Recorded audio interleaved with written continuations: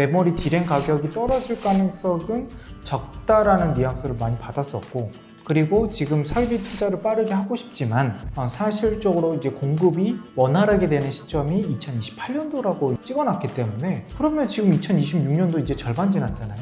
그러면 지금 물론 단기간에 많이 올라갔기 때문에 뭔가의 이제 변동성이 커진 거지, 이게 이제 추세 하락으로서 다시 뭐 100만 원까지 떨어지고 50만 원까지 떨어지는.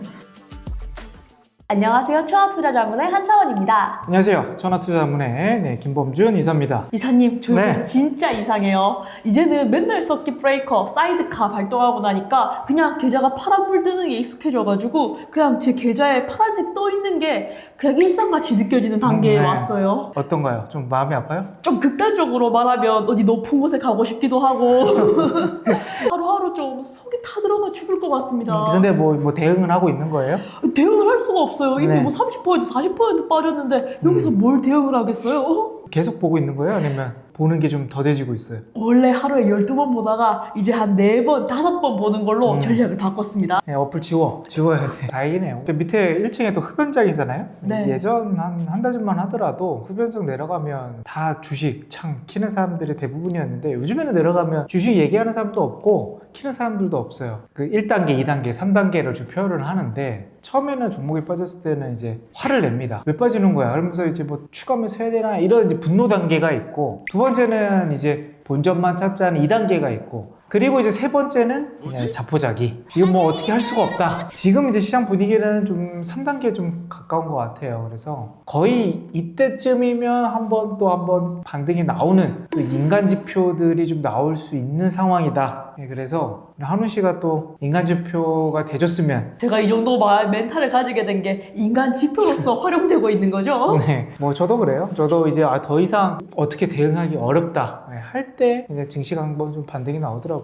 이제는 진짜 어떻게 해야 되는 거죠? 중독 리스크 뭐다 대체 왜 이러는 거예요, 장이? 또 SK하이닉스가 또 10% 넘게 빠졌어요. 삼성전자도 9% 정도 또 빠졌고, 또 이유를 한번 찾아보니까 두 가지 요인이에요. 하나는 이제 창신 메모리 반도체 이제 4위 기업이 이제 상장을 앞두고 있고, 두 번째로는 이제 코어 위브 쪽에서 이제 클라우드 회사인데 반도체를 계속 사는 회사입니다. 근데 어제 나온 기사를 보니까 이제 메모리 가격이 이제 떨어졌을 때 이제 회사에서 방어를 할 수 있는 보험을 또 찾는다, 뭐 이런 얘기가 나오면서 오늘 시장이 좀 흔들렸던 그 요인이 두 가지 축이었던 것 같아요. 이사님, 근데 네. 앞에서 코어위브? 네. 이거 말씀해 주셨잖아요. 네. 그게 대체 뭐 하는 회사예요? 이건 뭐 클라우드 이제 서비스를 하는 회사인데, 이 회사는 데이터 센터를 자기네들이 직접 투자를 해요. 그래서 샌디스크 마이크론 같은 이제 서버용 반도체 또는 하드 디스크를 사면서 요즘 가격이 올라갔잖아요. 그런데 이제 가격이 계속 올라가다 보니까 장기 계약을 맺었어요. 그러니까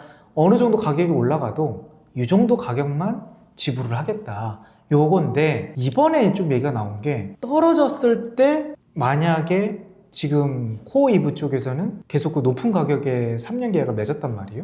근데 이제 만약에 D램 가격이 떨어지면 울겨 겨자 먹기로 오히려 비싼 가격에 계속 사야 된단 말이에요. 그러니까 이게 우리가 예를 들면 뭐 휴대폰 약정을 생각해 보면 3년 동안 이 핸드폰 가격을 3년 동안 이렇게 내겠다라는 우리가 약정을 걸고 하잖아요. 근데 갑자기 하루아침에 휴대폰 가격이 반토막이 난 거예요. 그러면 우리는 뭐예요? 이 핸드폰을 비싸게 주고 샀는데 이거 뭐 어떻게 대응해야 되느냐에 대한 우려로 풋옵션, 그러면 이게 가격이 떨어졌을 때 회사가 좀 이익을 보전할 수 있는 방법이 뭐가 있을까라는 그런 우려감에 보험을 알아보겠다, 그런 뉴스로 나오니까 이제 사람들이, 투자자 입장에서는 그럼 D램 반도체 가격 떨어지는 거 아니야? 이런 이제 좀 두려움이 있는 거죠. 그러면서 SK하이닉스의 이제 3분기, 4분기 실적에 대한 의심도가 나왔다라는 게 오늘 하락의 주요 요인이었던 것 같아요. 근데 그 의심만으로 거의 장중 12%까지 내려갔는데 그 네. 정도로 내려가는 게 맞나요? 저도 모르겠습니다. 이거 이렇게 떨어지면 안 되는 건데, 사실 너무 많이 올라가기도 했지만 지금 우리가 요즘에 계속 얘기가 나오는 게 레버리지 ETF 있잖아요. 그러니까 요것 때문에 조금 변동성이 더 커진 것 같아요. 그래서 일단 이 레버리지 ETF에 대한 이제 강구책을 또 금융감독원 내지 금융위원회에서 좀 나온다고 하니까 정책이 나오고 나서 좀 변동성이 줄어드는지를 봐야 될 것 같습니다. 근데 사실 이렇게 떨어지는 거는 데이터적으로는 좀 이해하기 어려운 그런 상황이죠. 근데 원래 하이닉스 200만 당연히 안정적으로 안착할 줄 알았고 300만 원 생각하고 있었거든요. 네. 이게 어떻게 된 건가요? 못 가는 건가요? 이제 300만 원 다시? 뭐 일단 내용을 들여다봐야죠. 뭐 근데 창신 메모리가 생각보다 IPO가 작게 나왔어요. 지금 창신 메모리가 메모리 반도체에서 몇인 건 아세요? 지금 메모리에서 4위쯤 되려나요? 네, 4위고 1위가 어디죠? 1위가 SK 하이닉스 아니죠. 희망사항이고요. 네. 1위가 네. 어디죠? TSMC. 아하, 1위가 이제 삼성전자죠. 아. 예, 메모리에 대한민국 네, 네. 지금 1위를 계속 지키고 있는 삼성전자 2위가 SK하이닉스, 3위가 마이크론인데 세 개의 회사가 시총이 다 비슷해요. 그러니까 뭐 지금 마이크론이 갑자기 높아져가지고 그러니까 좀 덜 떨어져가지고 시총이 한 1,500조 정도 되고 삼성전자가 1,400조 그리고 SK하이닉스가 1,300조예요. 근데 4위 회사인 지금 창신 메모리가 얼마의 IPO가 됐다고요? 한 700조에서 800조. 압도적인 차이가 나는 거 아닐까요? 그 정도 되면 되게 엄청나게 큰 그건데 지금 IPO가 한 6조 정도, 6조에서 7조밖에 안 돼요. 그러니까 지금 3위 회사가 1,500조인데 지금 창신 메모리가 IPO가 그거밖에 안 된다. 그러니까 요게 조금 하나의 또 메모리 과열에서 조금 미스가 났던 부분이었고, 근데 뭐 감히 좀 생각을 해보면 아마 창신 메모리 상장하잖아요. 아마 계속 올라갈 겁니다. 얼마나 더 올라가는데요? 못해도 10조 이상 가야죠. 왜냐면 지금 6조인데 10조가 뭐 한 50조는 가야 될 것 같아요. 왜냐면 지금 마이크론이 1,500조인데 창신 메모리가 지금 점유율이 한 7%, 8%까지 올라왔거든요. 근데 시총이 지금 10조가 안 된다? 요거는 엄청난 기회죠. 근데 문제는 뭐냐면 창신 메모리는 외국인이 살 수는 없어요.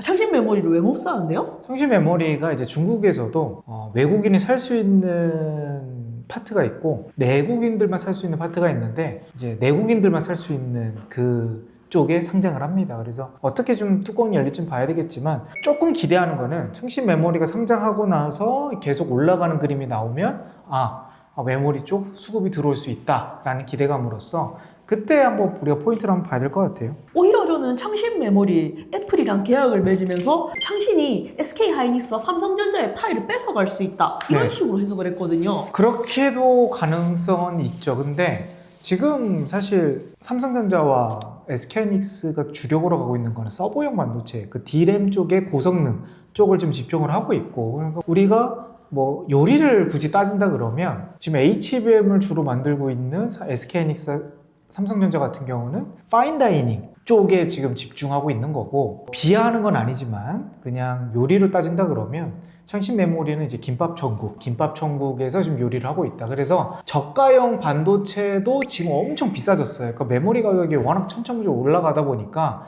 예전에는 뭐 한 5,000원, 10,000원 하던 반도체가 그 저가형 반도체도 지금 뭐 10만 원이 넘어가니까 그러니까 이게 지금 창신 메모리 쪽에서 오히려 수요가 붙는 거죠. 그래서 저가형 반도체들이 오히려 수요를 받고 있다. 그러면 삼성전자와 SK하이닉스는 저가형을 못 만드는 게 아니고 지금 공정을 서버형으로 그냥 압축을 시켜야 되니까 공정이 없잖아요. 증설을 계속하고 있지만 단기간 안에 그러다 보니 되게 수요가 높고 고성능 반도체 좀 집중하고 있는 거고, 지금 삼성과 SK하이닉스가 이제 접근하지 못하는 거를 창신 메모리 쪽에서 하면서 이제 애플도 사실 스마트폰에 들어가는 메모리가 사실 고성능은 아니에요. 그렇기 때문에 그런 부분에서 조금 파일을 가져가는 부분이 있습니다. 근데 이번 창신 메모리에서 나온 반도체들 한번 데이터를 한번 보니까 지금 DDR5는 이제 고성능인데 성능 테스트 해봤거든요. 근데 수율도 안 나오고 반도체에서도 계속 성능이 뒤죽박죽이라고 해요. 물론 저성능 반도체 쪽은 실력이 SK하이닉스와 비등할 것 같다라는 느낌인데 이제 고성능으로 갈수록 격차는 그래도 3년에서 4년 정도의 격차는 있다. 그러면 창신 메모리처럼 우리나라에서는 그런 김밥 천국 같은 반도체 회사는 없나요? 그 메모리를 만드는 회사는 없어요. 한국에. 그래요? 네. 왜 없는 거죠? 뭐 일단 그 메모리 공장을 만들려면 엄청나게 투자를 많이 해야 돼요. 그리고 그 공장 자체가 엄청 부지도 커야 되는 거고. 근데 사실 한국에서는 진출할 수 없는 게 삼성전자, SK하이닉스가 이미 독주를 하고 있는 데다가 이미 가격 경쟁력도 있는 회사고, 이러다 보니 뭐 제3, 4 회사들이 파산했지 따라갈 수 없는 거거든요. 근데 이제 중국 같은 경우는 이미 시진핑 주석이 국가 산업으로서 반도체를 살리겠다 하면서 창신 메모리가 거의 5년 연속 좀 적자가 나오고 있는 상황에서도 국가 돈으로 계속 투자를 했던 거예요. 그러면서 이제 삼성, SK하이닉스 인재들 빼가지고 가고 마이크론 인재 빼가고 TSMC 인재 빼가고 이러면서 지금 이제 창신 메모리의 주축이 된 겁니다. 그래서 많이 성장을 했어요. 뭐 좀 대한민국으로서는 같은 위기이기도 하지만 아직 이제 고성능 쪽에서는 격차가 생각보다는 좀 크게 나오고 있다. 근데 창신 메모리 같은 경우에는 SK 하이닉스나 삼성전자의 그런 파인 다이닝 역할을 노리지는 않고 있나요? 노리죠. 결국 목표는 노릴 거예요. 노리는데 결국 그런 걸 좀 봐야 되겠죠. 아무리 중국 자동차, 물론 이제 전기차 쪽으로 많이 성장을 했지만, 그러니까 지금 중국 자동차가 뭐 인도에 또는 뭐 각국에 유수 브랜드를 다 인수를 했지만 그래도 전 세계적으로 중국 자동차 특히 내연기관 쪽에서 브랜드 가치도 또는 성능으로 본다 그러면 높진 않잖아요. 예, 그걸 따진다 본다 했을 때는 중국의 이 메모리 반도체에 대한 인식이 또 개선이 되기에는 좀 시간이 좀 걸릴 것 같다. 오히려 저성능은 이제 값싸게 가성비로서는 살 수는 있어도 굳이 큰 돈을 들여서 이 회사 메모리를 살 만한 그런 빅테크 기업들은 왜냐하면 몇십조 단위를 계약을 해야 되는데 거기서 이제 만약에 수율이 안 나오거나 미스가 나버리는 그런 상황이 있을 때는 빅테크 기업들이 그게 있는 거거든요. 그래서 아직까지로는 큰 잠재 리스크는 있지만 따라오려면 아직 멀었다. 그러면 오늘 반도체가 이렇게 약세였던 게 창신 메모리 때문은 아니었던 건가요? 창신 메모리 때문인 거죠. 왜냐하면 IPO가 적게 나왔으니까. 그리고 애플 아까 그쪽에서 이제 SK하이닉스가 삼성전자 이제 파이가 줄어드는 거 아니냐 뭐 이런 우려까지 같이 복합적으로 됐던 것 같아요. 근데 오늘 이사님 얘기 들으니까 너무 무서워지는 게 뭐 중국의 역습인 거잖아요. 네, 그렇죠. 그러면 반도체 가지고 있는 소부장 라인들은 무리가 없을까요? 소부장은 오히려 기회가 될 수도 있는 상황인 것 같아요. 왜냐하면 소부장 업체는 굳이 독점으로 삼성과 SK하이닉스 쪽에만 납품한다라는 그런 전제 조건은 없거든요. 중국에도 납품을 할 수 있고 마이크론에도 납품을 할 수가 있어요. 근데 이제 중국 쪽에서 대규모 투자가 들어가면서 장비 발주가 나온다 그러면 사실 대한민국 소부장 업체들은 삼성, SK하이닉스만 납품했다가 또 중국 쪽으로 납품할 수 있는 그런 기회가 있으니까 소부장 쪽은 오히려 또 기회가 될 수 있지 않나? 그럼 오히려 그럼 중국 쪽에 수출이 높은 반도체 소부장 라인을 저희가 봐야 되는 걸까요, 지금? 꼭 그런 건 아닌데 매출이 늘어날 가능성이 매우 높죠. 그건 또 체크를 해봐야 될 것 같습니다. 이사님 뭐 ETF든 뭐든 이야기를 들으니까 점점 반도체 주식들 들고 있기가 무서운데 네. 그냥 다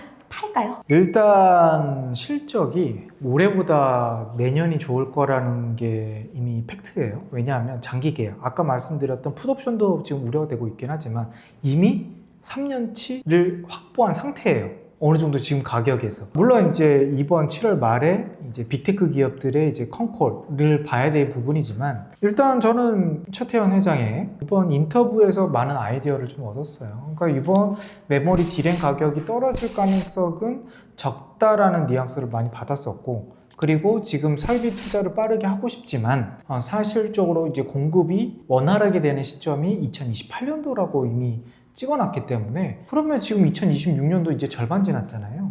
그러면 지금 물론 단기간에 많이 올라갔기 때문에 뭔가의 이제 변동성이 커진 거지 이게 이제 추세 하락으로서 다시 뭐 100만 원까지 떨어지고 50만 원까지 떨어지는 그런 기후의 관점은 아니다. 어느 정도 이제 200만 원과 조금 이제 160만 원 요 사이에서 좀 힘을 좀 겨룬 다음에 그리고 나서 또 300만 원 다시 가는 시기가 오지 않을까. 160만 원에서 200만 원 사이에서 SK 하이닉스가 움직이면 그럼 어느 정도 내려왔으면 반도체 계속 추가 매수를 하는 게 더 나을까요? 일단 7월 달에 조금은 워낙 변동성이 크니까 저점을 예측을 함부로 할 수는 없을 것 같아요. 그런데 지금 가격이 비싼 건 아니거든요. 그래서 매수 관점은 맞지만 특히 어제 샀다 그러면 오늘 10% 손실인 거잖아요. 그래서 이거는 예측할 수 없는 범위이기 때문에 일단 7월은 지켜보자. 7월 말에 삼성전자 실적 발표, SK하이닉스 실적 발표, 그리고 빅테크의 실적 발표 모두 있어요. 이거 보고 조금 더 비싸게 사더라도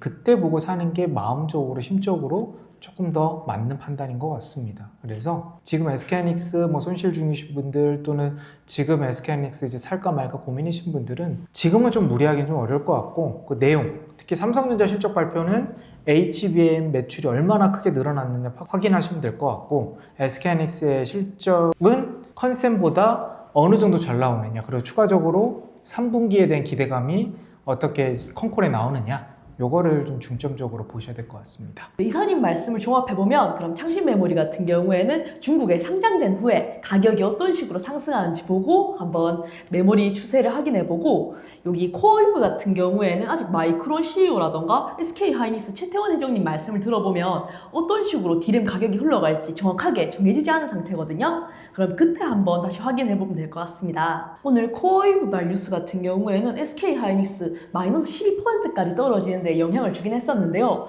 사실 마이크론 CEO라던가 최태원 회장의 이야기를 들어보면 D램 가격이 떨어진다는 거에 대한 확실한 근거 같은 게 있는 게 아니라서 저희는 그냥 일단 기우로 생각해도 될 것 같습니다. 그리고 7월달 같은 경우에는 변동성이 엄청 심한 장이기 때문에 아직 섣불리 신규 매수 구간에 들어가기보다는 빅테크들 실적이 전부 다 나온 후에 8월달에 기반이 다져진 상태에서 들어가면 좋을 것 같다고 생각합니다. 이거 솔직히 전부 다 혼자서 공부하기 너무 빡세잖아요. 네. 그래서 저희가 준비한 게 있죠? 네, 천하투자문에도 소통방이 또 하나 개설이 되어 있습니다. 또 지금 시장이 혼자 하면 참 힘들잖아요. 외롭고. 그래서 좀 더 의지할 수 있고 또 물어볼 수 있는 그런 소통방을 하나 만들었으니 지금 어려운 시기에 도움이 되셨으면 좋을 것 같습니다. 네, 아래에 링크를 달아두었고요. 오늘도 좋아요와 구독 부탁드려요. 네, 천하투자자문이었습니다. 네, 감사합니다.